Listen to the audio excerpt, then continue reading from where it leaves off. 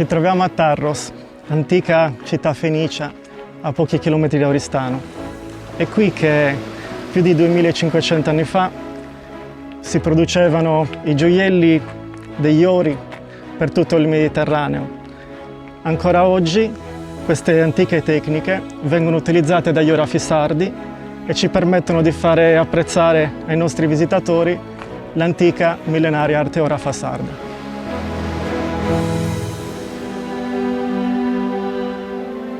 Anticamente l'oro si usava negli ornamenti per il culto del sole, poi con le ere si è passato a utilizzarlo per ogni religione fino ad arrivare alla religione cristiana. Basta pensare che le fedi nuziali sono fatte con l'oro, quindi accompagna ogni momento della vita.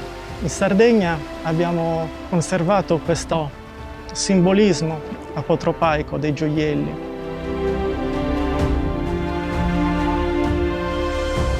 La Sardegna non era ricca di miniere di pietre preziose. Questo ha aiutato con la varietà dei gioielli, perché il committente portava all'orafo delle conchiglie, delle zanne di cinghiale, dei denti, dei coralli, e quindi si focalizzava più sul significato, sull'iconografia del gioiello, piuttosto che sull'importanza delle pietre preziose. E questo ha fatto sì che ogni filigranista era capace di incastonare qualsiasi cosa. Addirittura facevamo dei reliquiari dove all'interno si mettevano delle preghiere ritagliate e a volte qualcuno ritagliava pure delle scritte con all'interno i propri peccati. Ho la fortuna di essere la sesta generazione di un'antica famiglia di orafi.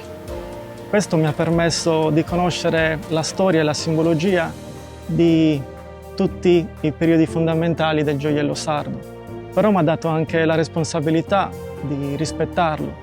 Quindi nella produzione della mia famiglia di gioielli abbiamo cercato di salvare dall'oblio tante tipologie e di non variare questi modelli, di apprezzarne la bellezza e di spiegarla.